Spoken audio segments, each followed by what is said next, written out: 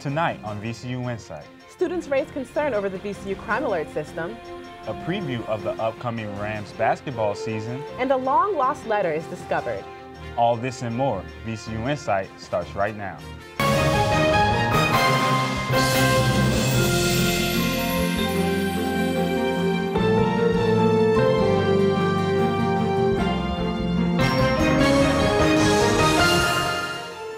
Good evening, I'm Vernon Freeman. And I'm Nana Bonsu. Thanks for joining us. We begin tonight with a situation that has some students startled and uneasy. It involves crime and around VCU campus and how they're reported by text. InSight Sierra Jarrett is in our Richmond newsroom. Good evening, Sierra. Good evening, Nana. Some students believe that the VCU alerts that have been sent out this semester have been unclear and hard to understand. They would like to know, why has the alerts been so vague? A VCU alert was sent out on October 3rd for a fatal shooting at the Rite Aid at Broad and Belvedere. The alert said, Broad and Belvedere, go, stay indoors, avoid area, police on scene. I didn't even know it was a shooting. Kelsey Hideshima is a freshman who lives on campus. She received the alert that fatal night and says that if she lived at that corner, the alert wouldn't have been clear enough for her to know to stay away. Because that wouldn't tell me anything. I probably still would have walked around the corner and then been like, oh, they're right there. VCU crime alerts fall under the Federal Clery Act. It says universities must notify anyone signed up for alerts. According to VCU police, more than 36,000 students, faculty members, and parents currently receive alerts. Hideshima says what she calls vague alerts have forced her to not take them seriously. I just brushed them off. VCU police says one of the problems they face is time. They don't believe they have enough time to send out all the information that students are asking for. So they send out what they feel is important. People want more, but we always follow it up. You're either going to get instructions to go to the VCU alert page where you can get a full explanation of what happened. On October 14th, Chief of Police John Venuti wrote an article for the student-run newspaper, the Commonwealth Times. He says, quote, VCU is extremely open with its alert policies and procedures. It meets or exceeds all federal requirements for crime notification. But Hideshima says otherwise. Her text would have read, at the Rite Aid on Broad and Belvedere, there's a shooting, armed subject, police are on scene. A statement she believes would have been more informative for the students. For VCU InSight, I'm Sierra Jarrett.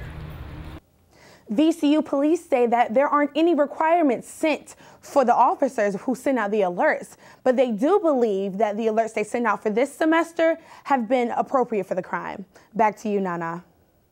Thanks, Sierra. How do you feel about the VCU alert system? Let us know your thoughts. Tweet us what you think and be sure to use hashtag VCU InSight. Starting October 31st, VCU police want students to register their weekend parties on Party Smart, a program designed to help cut down on noise complaints and provide tips on preventing unwanted guests, theft, and sexual assaults. The registration allows students to upload the address of the party, time of the party, and telephone number.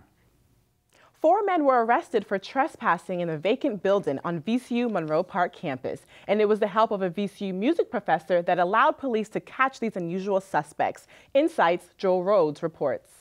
Behind this abandoned building on West Franklin Street lies a vacant alley with graffiti spray painted on the walls and a reward sign offering $300 to anyone with information on those responsible. VCU music professor John Patakula feeds a feral cat that resides in a walkway next to the building. It was here that he noticed some unusual activity. Normally there are some homeless people there, and I know most of them, and they're not really a problem, but these were some people I had never seen before. Around 7 in the morning, Patakula spotted 4 men in unusual tattered clothing living in this building. They were not the ordinary people he usually sees here, and as soon as he saw them, he called the police. A VCU police officer came to the scene, checked it out, and found it was indeed suspicious. One of the men was arrested on the spot, and Patakula decided to leave after 5 VCU cruisers came. So I left. I came back at 8:30, thinking that all would be cleared out. At that point, they had 2 paddy wagons here with them, too. The 4 men Patakula had seen were arrested for trespassing on private property. In addition, police caught them with drugs and a concealed weapon. VCU police officer Greg Felton emphasizes that community members notifying police of criminal activity is essential. I think the chief has said it best. It's another 50,000 eyes and ears. The building is now being renovated, and a wooden board now blocks the walkway where the 4 suspects used to hang out. We rarely have any problems here. It was all just some good luck.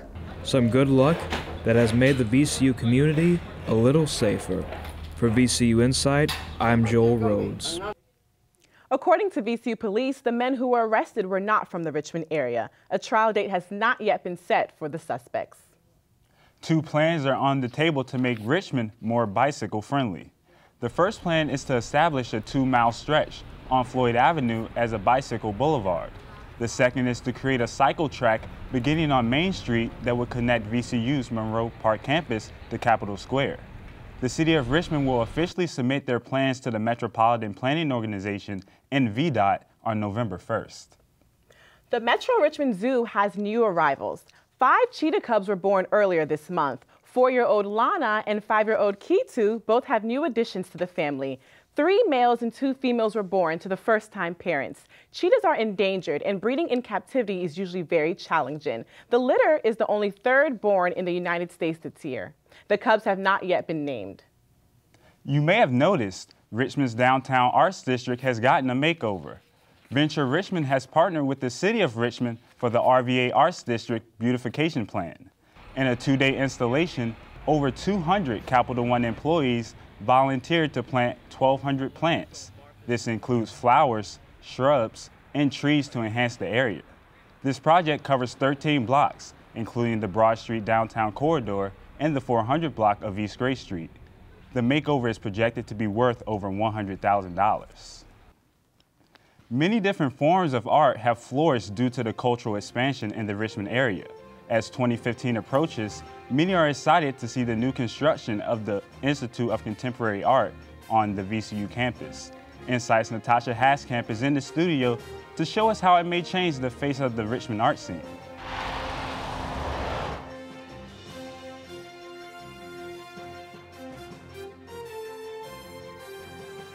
We're doing the JAB, it's a joint advisory board, which is like a board of visitors for the... I'm here with Joseph Seipel, the Dean of VCU, the School of the Arts. It's a pleasure to have you here with us today. How are you doing? Well, and it's great to be here. Good morning. Great. Well, VCU School of the Arts is one of the top programs in the country, and many are so excited about the Institute of Contemporary Art. How is this going to change the School of the Arts? Well, it's interesting. We are the #1 ranked public art school in the country, and we don't have an accredited art museum here. The Anderson Gallery, which has been a really terrific opportunity for people to show over the years. We've had great exhibitions, but it is not accredited, which means we can't often bring great pieces of art from other museums into that space. So the new gallery, the new Institute for Contemporary Art, will have 4 large galleries, 9,800 square feet of gallery space. It will be fully accredited and fully accessible. And the opportunity for students to be able to integrate their studies with this Institute for Contemporary Art will be amazing.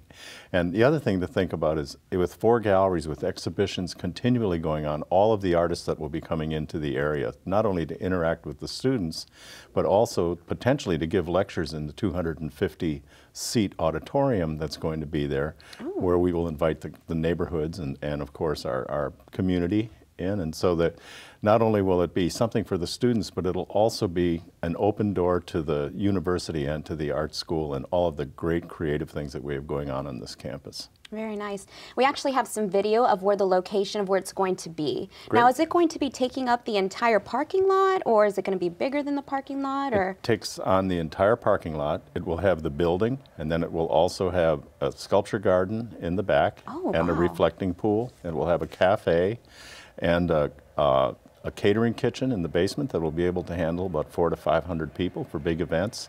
It's a wonderful atrium area that's going to be there, and green roofs, so that every one of the roofs is a green roof, and there's actually a sculpture terrace on the 2nd floor. But yes, it will take that all of that up, and it will have some parking there for a change. Nice. I like parking. It will be very nice. People in Richmond will be happy to have some parking. Free parking?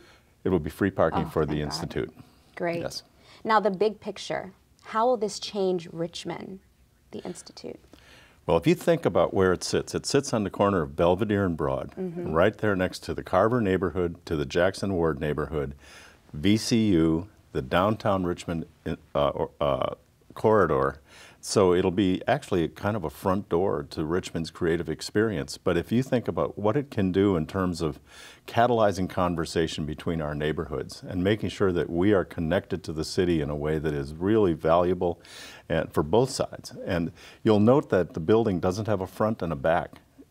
We've made that conscious decision to make sure that the neighborhood and the university and the greater community felt comfortable coming to that space and be able to interact in this incredible laboratory for new art and design. Wow, that is so exciting.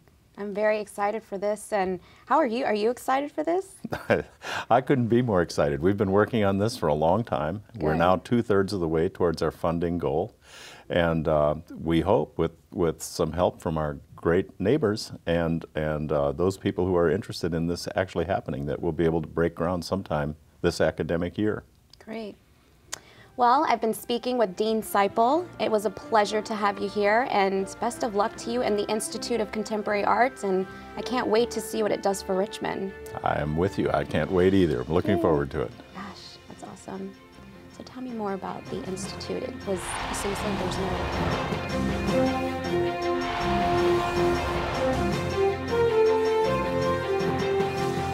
The Pediatric Connection partnered with a local nonprofit organization to celebrate National Make a Difference Day.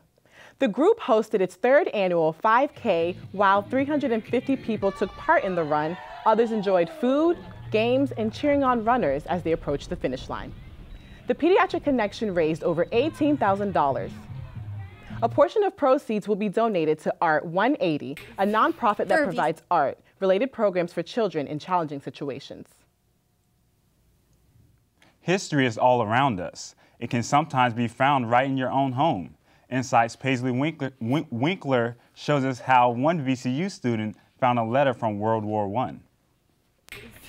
For VCU senior Chelsea Gant, what started as just a chore turned into finding a treasure. While doing laundry in her apartment's basement, she found a copied letter originally written in World War I. I am your cousin's friend, Master Bongo.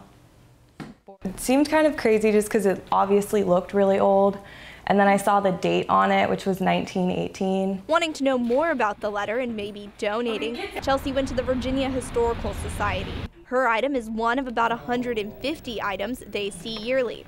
For archivist Laura Stoner, it's donated items that help complete the society's mission. Donated tends to be Virginia focused. We're looking for things that illustrate the history of Virginia and the people who lived here and their lives. The museum would accept Chelsea's letter, as it does provide information from the past. Most museums will take the time to evaluate an item and see if it fits in their museum.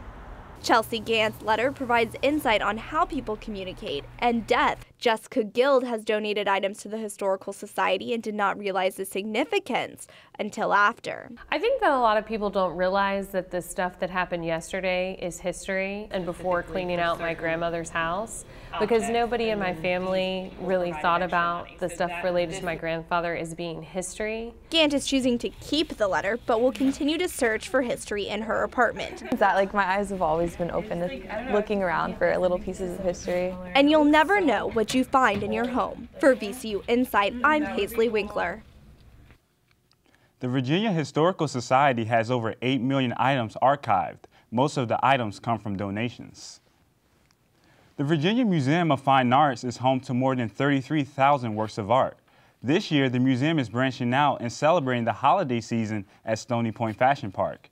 InSight's Paula Chavez shares just how they'll do it. Located across from Tiffany & Company this holiday season, you will find the museum's very first off-site retail store. Museum officials hope to provide people who do not often go downtown with the museum experience. Yes, I do. I have a Chihuly puzzle. I have Tiffany glass postcards. I have a fan. I have a bunch of things that I've purchased from the museum. Michael Hare is a loyal member of the Fine Arts Museum and couldn't wait for this store to open. VMFA Museum Shop Manager Michael Guajardo says opening at Stony Point Fashion Park was the perfect fit. We loved the mall itself, and the mall, you know, approached us and offered us a space. And this particular space is a beautiful space to be in, so it was a perfect fit for us. A fit that may expand. The museum is looking to open another shop, possibly in Northern Virginia. It is also redesigning its website for shopping. The gift shop at the museum generated more than $3 million in gross revenue. Before the expansion in 2010, that shop grossed less than $1 million a year. VMFA head buyer Raven Lynch says the expected profit of the new shop is hard to tell. Well, it's hard to gauge it. We kind of put an estimate out there to see a range between a few $100,000 or so, but it's hard to tell because it's something new for us and we're not quite sure exactly how far, but I think it should do very well. Dollar figures won't be in until the beginning of the new year. For VCU InSight, I'm Paula Chavez. The VMFA Holiday Shop will be open until December 31st, showcasing items from all around the world, including jewelry by Virginia artist and VCU alumni Valerie Sanson. Inventing a product that people like can be considered an accomplishment, but to have that product sold in a big retailer like Walmart is something some might call impressive. InSight's Kyrie Stewart is in our studio with VCU graduate student who has done just that.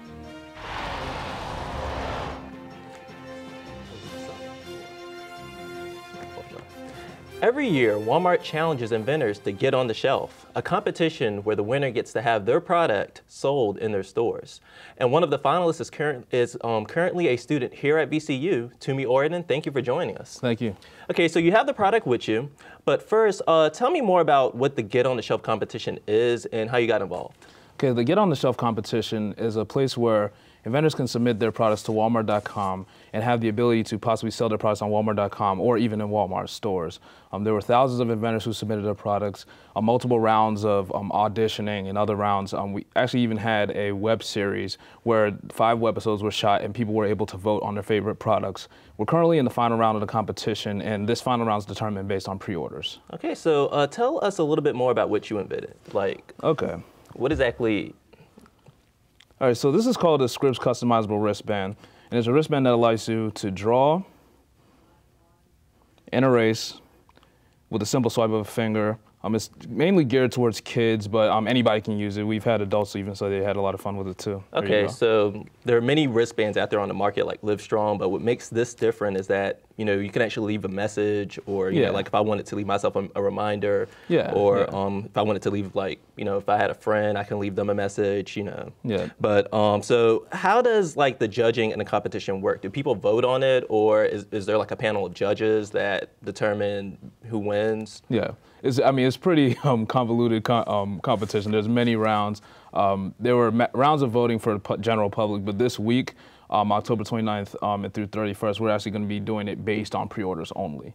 So it's going to be based on the amount of pre-orders we get during this week who determines the actual winner. Okay, and you also have a personal website too that they can buy it from as well? Yeah, www.scribs.com is the website. Okay, and you also brought posters in too that actually show like more suggestions on how people can use the wristband too, right? Oh yeah, definitely. You can doodle on it, you can write like your crush's name, you can write best friends forever. There's many types of uses available. That's also a type of uses that are left on our packaging as well. Okay, what feedback have you gotten for it so far?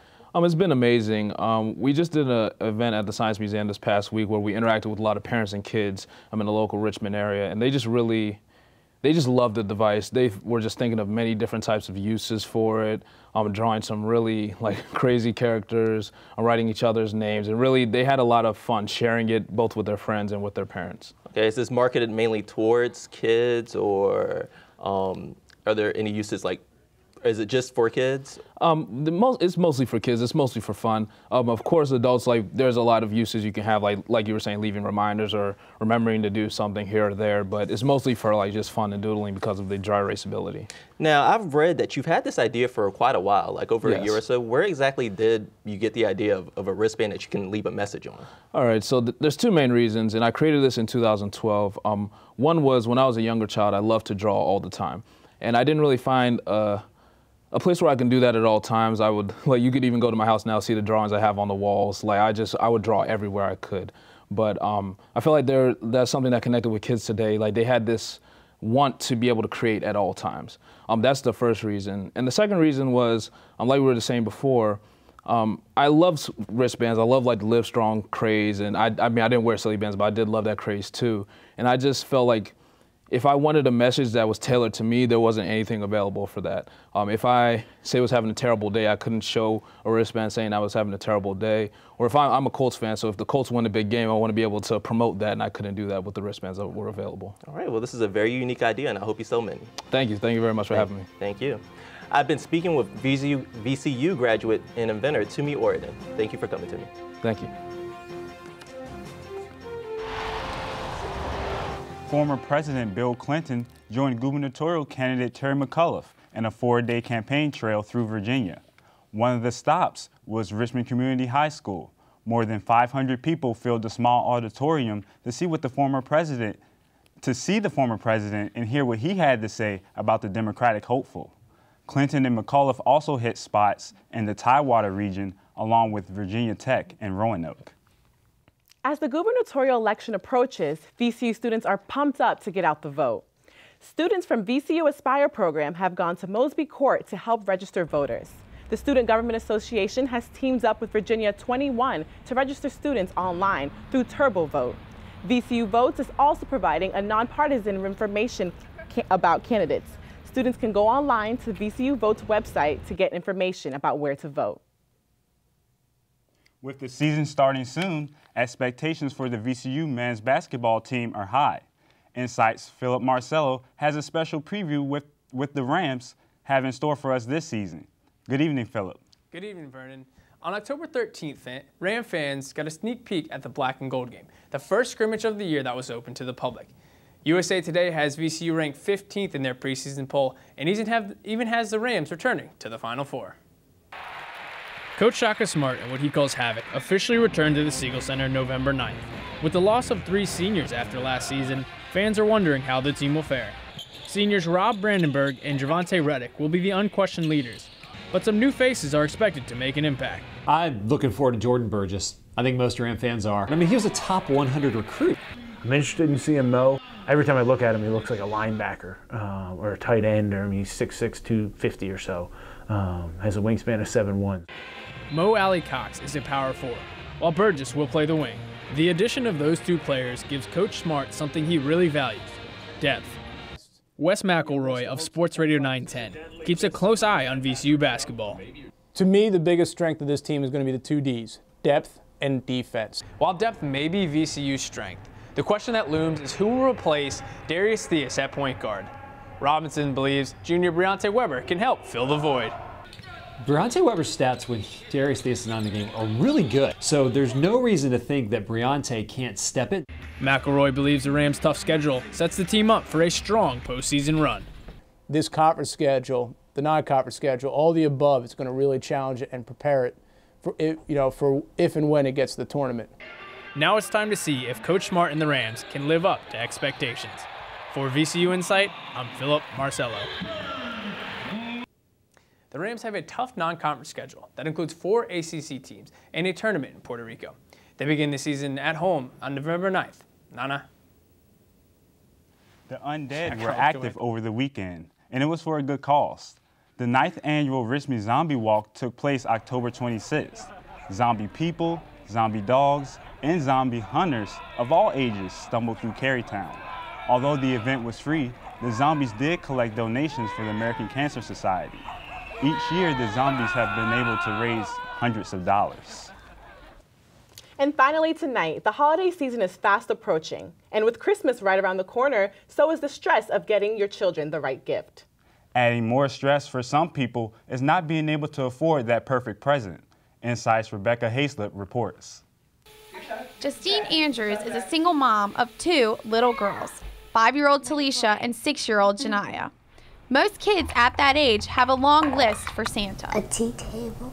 Home Again is a Richmond-based program that helps people like Andrews get back on her feet by providing homes and services for families in need. With the holiday season just around the corner, the need is toys for families like Andrews. This time of year is really hard for parents because they can't afford to purchase those gifts for their kids, and so at least they can wish and hope that, you know, they'll be able to get it. That's where two local businessmen, Andre Netta and Antone Cofield, step in. Their businesses, Professional Moving and Storage Company and Antone's Family Salon, are collecting toys for Home Again. We chose Home Again because we thought it was a great cause. We believe in what they stand for and to giving back to underprivileged individuals. This year, Antone's Family Salon and Professional Moving and Storage Company are planning to fill a whole truck with toys and other necessities for the Home Again families, which will bring smiles on Christmas morning for the kids and their parents. Some of the stuff is a lot, some is little, but it's the thought that counts. Along with a little bit of Christmas joy. For VCU InSight, I'm Rebecca Hayslip.